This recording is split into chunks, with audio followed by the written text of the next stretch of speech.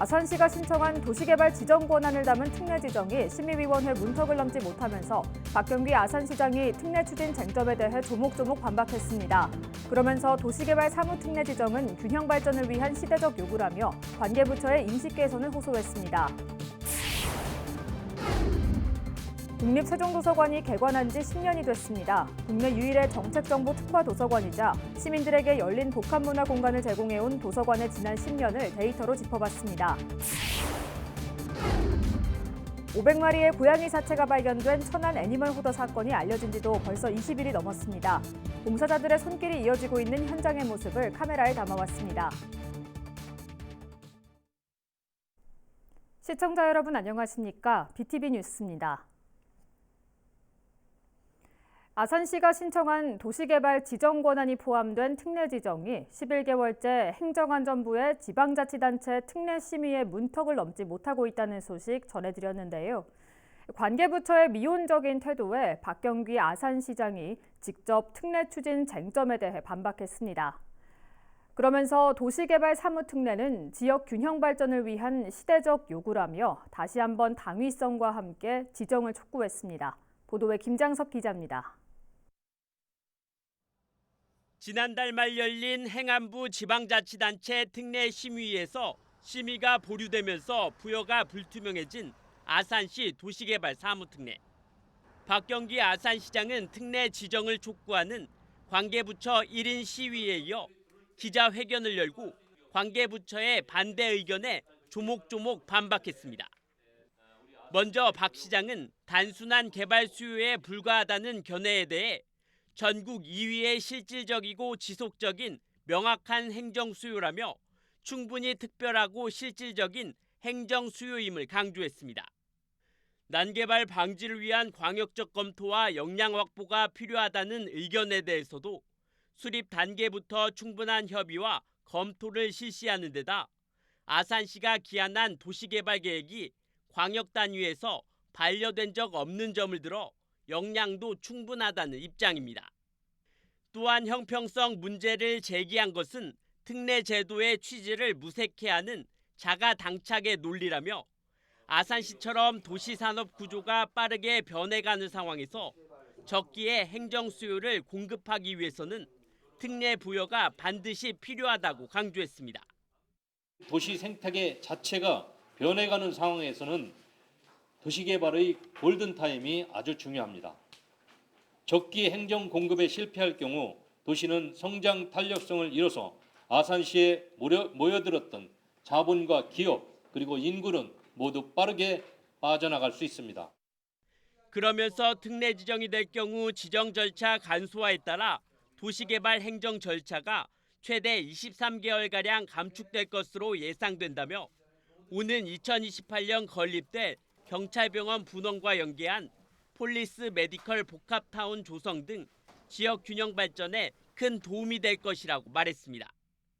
아산시에게 도시개발 사무 특례가 부여된다면 충청권 전역으로 생활, 교통, 주거, 의료 등의 인프라를 빠르게 공급해 나갈 수 있는 국토 균형 발전의 큰 기회가 될 것입니다. 특례 지정의 당위성을 알린 시는 이제 정치권 등과 협조해 특례 지정에 총력을 다할 계획입니다. BTV 뉴스 김장섭입니다. 세종시 출범 당시 지역의 문화시설이라고는 전무하던 시절 국립세종도서관은 시민들에게 가뭄의 단비와도 같았습니다. 국내 유일의 정책정보 특화 도서관으로 문을 열었지만 열린 복합 문화 공간으로서의 역할까지 한 건데요. 그런 도서관이 개관한 지 어느덧 10주년을 맞았다고 합니다. 그 사이 세종도서관엔 어떤 변화가 있었는지 김우순 기자가 지난 10년간의 데이터를 모아봤습니다. 정부 세종청사 인근에 자리한 국립세종도서관입니다. 한 권의 책을 펼쳐놓은 듯한 부드러운 곡선의 건축 디자인이 눈길을 사로잡습니다. 행복도시 최초의 문화시설로 개관한 지 어느덧 10년. 그 사이 어떤 변화가 있었을까? 지난 2013년 12월 개관 후 2016년엔 한 해 86만 명이 방문하는 등 지금까지 모두 570만 명의 시민이 다녀갔습니다. 2020년부터 3년 동안엔 코로나19 확산과 구조적인 안전 문제 등으로 문을 닫으면서 이용객이 줄었지만 올 들어 다시 증가하는 모양새입니다. 다만 지난 2021년 문을 연 세종시립도서관과의 이용자 분산 효과로 당분간 방문객 급증 현상은 없을 걸로 보입니다. 보유 중인 책의 양도 급증했습니다. 개관 당시 8만 7천여 권에서 현재는 93만 6천여 권으로 10배 이상 늘었습니다. 그렇다면 도서관을 이용하는 주 연령층은 어떻게 될까? 대출 회원 가입 현황을 보면 30, 40대가 각각 27.1%와 26.7%로 절반 이상을 차지했고 이어 20대와 10대 등의 순으로 집계됐습니다. 10대 미만도 9.4%나 됐습니다. 이러한 통계를 뒷받침하듯 그동안의 도서 대출 통계를 분석해보면 아동 자료가 44%로 가장 많은 비중을 차지했고 이어 국내 최초의 정책도서관이란 타이틀에 걸맞게 정책자료 대출도 29%를 차지했습니다. 여기에 지난 10년간 8,200여 차례에 이르는 문화 프로그램이 진행돼 약 54만 명의 시민이 참여하는 등 지역의 열린 복합 문화 공간으로 우뚝 섰습니다. 단순히 지식을 전하는 공간을 넘어 문화와 행복을 함께 나누고 새로운 지혜와 정책을 찾아가는 공간이 될 수 있도록 앞으로도 더욱 노력하겠습니다. 언제든 찾아와 함께해 주시면 감사하겠습니다. 시 출범 초기 이렇다 할 문화시설이 없던 세종 시민들에게 가뭄의 단비와도 같았던 국립세종도서관. 국립세종도서관이 국내 유일의 정책정보 특화도서관으로 그리고 열린 복합 문화공간으로 시민들에게 꾸준히 사랑받기 위한 또 다른 10년을 준비하고 있습니다. BTV 뉴스 김우순입니다. 천안시가 아산시와의 접경지대에 소각시설 신증설을 추진하자 아산시가 인근 지역 주민을 위한 보상안을 요구하고 나섰는데요. 이를 놓고 두 지자체 간의 이견이 계속되고 있는 가운데 최근 환경부 중앙환경분쟁조정위원회가 조정 결정을 내놨습니다. 천안시는 결정을 수용하겠다는 입장인 반면 아산시는 조정 결정 내용이 미흡하다며 이의 신청을 결정하면서 천안시 소각시설 추진 일정에 차질이 예상됩니다. 보도에 김장섭 기자입니다. 지난 2001년 준공된 천안 생활폐기물 소각시설 1호기에 내구 연한이 추가되며 추진된 소각시설 신증설 사업. 천안시는 1호기 인근 부지에 민간 투자 사업으로 오는 2028년까지 신규 대체 시설을 설치하기로 했습니다. 하루 처리 용량은 260톤으로 1호기보다 70톤가량 늘어날 예정입니다. 문제는 소각시설 부지가 천안 아산 접경지대라는 겁니다. 아산시는 대체 시설 반경 700m 안에 2,000세대 가까이가 밀집해 있다며 소각시설로 인한 주민 피해가 우려되는 만큼 상생지원금 40억 원 지원을 비롯해 신규 소각시설 10판매 수입 배분과 주민협의체 구성 시 주민대표 인원의 40% 이상 아산시민 위촉 등을 천안시에 요구했습니다. 하지만 천안시가 상생지원금 최대 25억 원 지급 검토 이외에 수입 배분과 협의체 구성에 대해서는 불가하다는 입장을 나타내면서 합의점을 찾지 못했습니다. 결국 천안시는 지난 4월 환경부 중앙환경분쟁조정위원회에 분쟁조정을 신청했고 지난달 말 조정위는 천안시가 아산시에 상생지원금 30억 원을 지원하고 천안시는 아산시 주민들이 상대적으로 불이익을 받지 않도록 하되 아산시는 천안시의 사업이 원활히 추진될 수 있도록 협력해야 한다는 등의 내용을 골자로 한 조정 결정을 내놨습니다. 이에 두 지자체의 반응은 엇갈렸습니다. 아산시는 요구사항이 대부분 반영되지 않았을 뿐더러 천안시가 아산 주민이 상대적 불이익을 받지 않도록 노력해야 한다는 두루뭉술한 표현으로는 주민들의 불이익 해소를 담보할 수 없다며 이의 신청을 했습니다. 반면 조정 결정을 수용하겠다는 입장을 밝힌 천안시는 아산시의 이의 신청으로 조정 결정이 무효되면 여러 대안을 다시 검토하겠다고 말했습니다. 결국 아산시와의 협의를 다시 하거나 부지를 재검토할 수밖에 없는 상황. 조정에 실패하면서 천안시 백석동 소각시설 신증설 사업은 지연이 불가피해졌습니다. BTV 뉴스 김장섭입니다. 자신이 감당할 수 없을 정도로 많은 동물을 키우는 사람을 애니멀 호더라고 합니다. 지난달 천안의 한 아파트에서도 무려 500마리의 고양이 사체가 발견돼 충격을 줬는데요. 이 일이 알려진 지 20여일이 지난 지금 현장은 어떤 모습일까요? 송용환 기자가 다녀왔습니다. 천안의 한 아파트입니다. 집주인 60대 여성 A씨는 몇 년 전부터 길고양이를 집으로 데려와 홀로 키웠습니다. 하지만 심한 악취 탓에 이웃들의 민원이 잇따랐고 천안시와 동물구호단체가 확인한 결과 고양이 사체 509가 발견됐습니다. 사체와 분변을 포함해 이곳에서 나온 쓰레기만 7.5톤에 달합니다. 사건이 알려진 지 20여일이 지난 현장을 찾아가 봤습니다. 여전히 악취는 남아있었지만 봉사자들의 도움으로 많이 정돈된 모습입니다. 집주인은 치료를 받기 위해 병원으로 옮겨졌고 살아서 발견된 고양이 28마리 가운데 4마리는 입양을, 5마리는 서울 지역 동물보호단체로 보내졌습니다.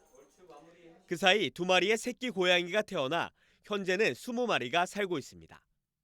천안 지역 4개 단체 10여 명의 자원봉사자들이 바쁜 일정을 쪼개가며 정성껏 돌본 덕분입니다.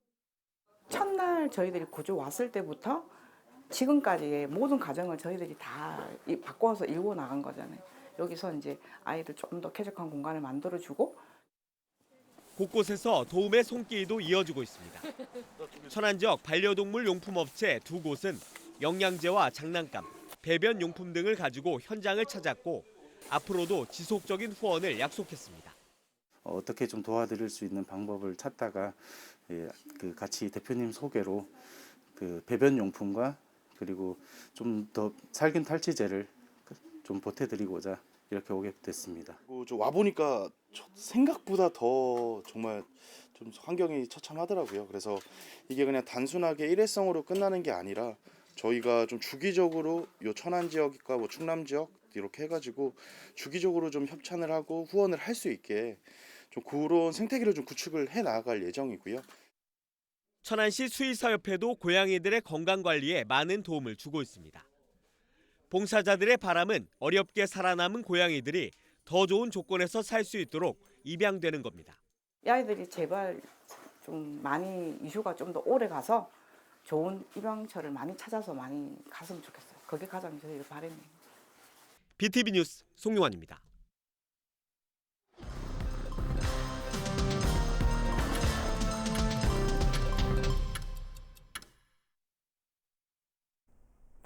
요즘 건강은 물론 환경을 생각해서 자전거 타시는 분들 많으시죠? 각 자치단체에서도 자전거 이용 활성화를 위해서 다양한 정책을 내놓거나 추진 중에 있는데요. 그중 대표적인 게 바로 공영자전거 정책입니다. 하지만 공공자전거 도입 등 인프라를 조성해 놓고도 관리가 제대로 되지 않으면서 운영이 중단된 곳이 있는가 하면 공공자전거 도입을 계획하고도 제자리 걸음을 면치 못하고 있는 곳도 있습니다. 천안과 아산 지역의 현실을 김장석 기자가 취재했습니다. 지난 2012년 아산 신도시에 설치된 공공자전거 무인 대여 시스템 유바이크입니다. 자전거 대여소가 텅 비었습니다. 키오스크 형태로 빌리고 반납하는 장소가 제한돼 있다 보니 하루 평균 이용 횟수가 8에서 10회 수준까지 떨어지며 올해부터 운영이 잠정 중단된 겁니다. 운양 온천역에 만들어진 공영자전거 대여소. 지난 2018년부터 2021년까지 하루 평균 이용객이 1.6명에 그치면서 운영 중단이 결정됐고 50대에 달하는 공영자전거는 11개월이 넘도록 먼지만 뒤집어 쓰고 있습니다. 여기에 2층 자전거 주차장에는 주인을 잃은 자전거가 가득하고 누수는 물론 시설까지 파손된 채 그대로 방치되고 있습니다. 이해 시는 공영자전거 운영 시스템 개선 용역 등을 통해 중단된 자전거 인프라 시설 운영에 대한 활로를 모색했지만 이번에는 인력과 예산이 발목을 잡으면서 현재로서는 재운영에 기약이 없는 상태입니다. 선진 시스템에 맞춰서 다 도입을 하려면 먼저 전담팀이 예산도 예산이지만 전담팀 만들어져야 된다는 얘기죠. 인력이 갖춰지면 거기에 따라 또 급여를 보수를 해줘야 되잖아요. 그러니까 그런 부분이 쉽지 않다는 얘기죠. 자전거 이용 활성화를 위해 지난 2021년 전담팀까지 만든 천안시. 공공자전거 도입을 추진했지만 아직까지 기본계획 수립조차 하지 못하고 있습니다. 시민 의견 반영 등 용역을 진행하기 위한 예산이 필요하지만 공공자전거를 운영하기에는 예산이 너무 많이 필요하다는 이유로 용역과제 심의위원회 문턱을 넘지 못하고 있습니다. 내년에도 역시 예산이 반영되지 못하면서 추진 동력을 잃었습니다. 좀 긍정적으로 보고 사업 추진을 하려고 했는데 그 예산을 세우기 위해서는 그 필요한 과정들, 절차, 행정 절차 이런 데서 그쪽 전문가분들이 이제 위원들이 평가를 했을 때 예산이 너무 많이 드니까 하지 말라는 거죠. 갈수록 늘어나는 자동차로 인해 교통체증과 주차 문제, 대기 오염이 사회적 문제로 대두되면서 대안으로 떠오른 자전거. 아직 활성화에는 갈 길이 멉니다. BTV 뉴스 김장섭입니다. 반면 세종시는 공공자전거가 활성화되어 있는 대표적인 지역으로 꼽히고 있는데요. 그 덕분인지 세종의 자전거 수송 분담률은 전국 평균을 훨씬 웃도는 수치를 보이기도 합니다. 다른 지역과 비교할 때 세종 시민들이 자전거를 많이 이용할 수 있었던 원동력은 무엇인지 강현준 기자가 취재했습니다. 세종시 명소로 자리하고 있는 이응다리. 금강을 가로지르는 다리 하층부 약 1,500m 구간이 자전거 전용 통행로로 이뤄졌습니다. 금강 주변 하천 부지를 따라 자전거 도로가 잘 구축돼 있어 자전거 이용자들이 많이 찾는 곳입니다. 이처럼 세종시는 국가적 계획에 의해 건설된 도시다 보니 자전거 전용 도로가 잘 조성돼 있는데 현재까지 신도심에 조성된 길이만 316km에 이릅니다. 자전거에 대한 인프라는 참 좋은 것 같아요. 세종시는. 제가 한 30여 년 대전에 살다 세종으로 왔는데 일단 세종은 걷는 것, 자전거 타는 것 이런 거에 대한 충분한 도로 확보가 돼 있는 것 같아서 자전거를 끌고 나와서 어디를 가든 불편함 없이 다닐 수 있는 것 같아서. 정부 세종청사 인근 세종시 공영자전거 일명 어울링을 이용하는 시민들이 눈에 띕니다. 버스 정류장 인근 어울링 대여소까지 자전거를 타고 왔다가 다른 대중교통으로 환승하기도 합니다. 실제 세종시 어울링 이용 건수는 지난해 말 기준 244만여 건으로 2018년 대비 4년 새 10배 이상 증가했습니다. 자전거 대여소 등의 인프라가 지속적으로 확충된 것도 어울링 이용을 확대하는 중요 요인으로 작용합니다. 어울링 대여소는 2018년 이후 지난해 기준 630곳까지 확충되며 180여 곳 가까이 증가했습니다. 시민들은 어울링이 자전거 이용 활성화에 큰 도움이 된다고 말합니다. 인프라가 잘 구축이 되어 있다 보니까 출퇴근이라든가 이렇게 평소 이용하려고 할 때 잘 이용할 수 있는 게 장점. 처음에 초기 비용 투자가 개인 자전거는 좀 구입하려면 크다 보니까 그거에 비해서 이용 비용이 좀 싸기도 하고요.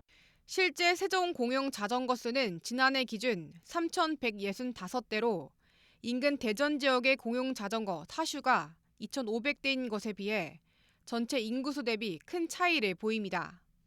대수가 많아서 좀 탈 때 뭐 너무 멀리까지 가서 찾지 않아도 되고 자전거 정거장도 가깝고 그런 게 좀 좋은 것 같아요. 세종시는 어울링 이용을 더 활성화하기 위해 지속적인 인프라 확충은 물론이고 새로운 보상 지급 방안도 추진할 계획입니다. 어울링 마일리지 제도를 시범 운영을 해가지고 많이 이용하는 사람은 무료로 이용할 수 있도록 골드 단계는 1년간 연간 회원권을 돌려주는 그런 제도를 마련하고 있습니다. 다만 인력 부족에 따른 관리의 어려움과 빈번하게 발생하고 있는 반납 오류 등의 시스템 개선 등은 앞으로 해결해 나가야 할 과제로 꼽히고 있습니다. BTV 뉴스 강현준입니다.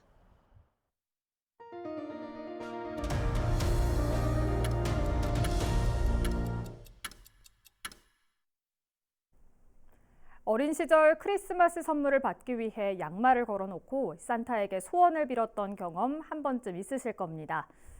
하지만 예나 지금이나 받고 싶은 선물을 모두가 받을 수 있는 건 아니죠. 모든 아이들이 기뻐해야 할 성탄절이지만 부모가 없거나 형편이 넉넉하지 않은 저소득층 아이들은 더욱 쓸쓸할 수밖에 없는데요. 이런 아이들을 위해 매년 초록색 산타복을 입고 특별한 선물을 준비하는 사람들이 있습니다. 송용환 기자가 소개합니다. 탁자마다 선물 꾸러미가 가득합니다. 유명 브랜드 신발과 옷, 장난감처럼 하나같이 아이들에게 인기 있는 물건들입니다. 신세계백화점 천안아산점과 향토기업 아라리오가 마련한 초록우산 산타 원정대가 올해도 어김없이 찾아왔습니다. 이 백화점은 지난 2011년부터 직원들이 십시일반 모은 금액에 회사의 후원금을 더해 성탄절마다 특별한 선물을 준비하고 있습니다. 직원과 회사가 같이 공동으로 매칭으로 하는 그런 희망 산타 원정대 사업입니다. 그래서 해마다 지금 12년 차 하고 있는데 해마다 또 직원들의 참여도가 높아갖고서 또 기부 금액도 또 전년도에는 2,750만 원에서 금년도에는 또 3,125만 원으로 다 또 늘어났고.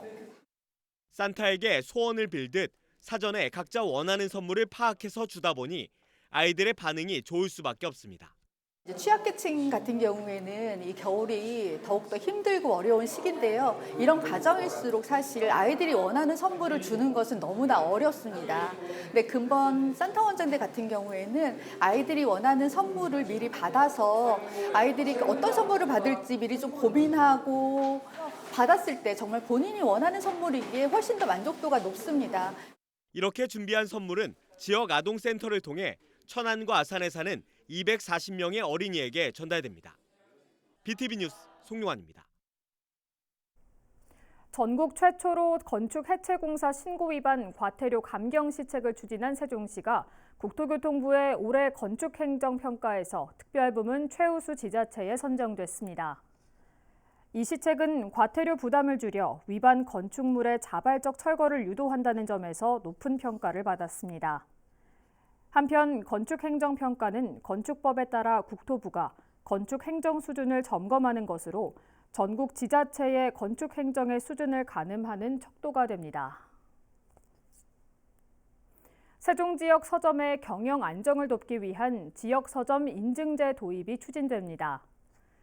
이는 인증 기준을 충족하는 지역 서점에 인증서를 교부하는 제도로 인증 서점에 대해서는 공공기관이 도서를 구입할 때 우선적으로 계약을 체결하는 방식으로 지원이 이루어집니다.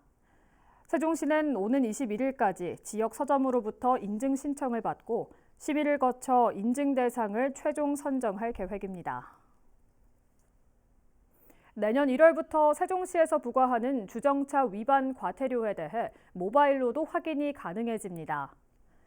세종시는 주정차 위반 과태료를 전자고지서로 통지하는 모바일 전자고지 서비스를 내년부터 본격 시행하기로 하고 이달 말까지 시범 운영에 들어간다고 밝혔습니다. 이는 기존의 종이 고지서 대신 공인 전자문서 중개자를 통해 본인 명의의 휴대전화로 고지서를 송달하는 서비스입니다. 이 서비스가 도입되면 반송 등으로 인한 민원인들의 불편이 해소되는 것은 물론 종이 통지서 제작과 발송에 드는 예산이 57% 줄어들 것으로 기대됩니다.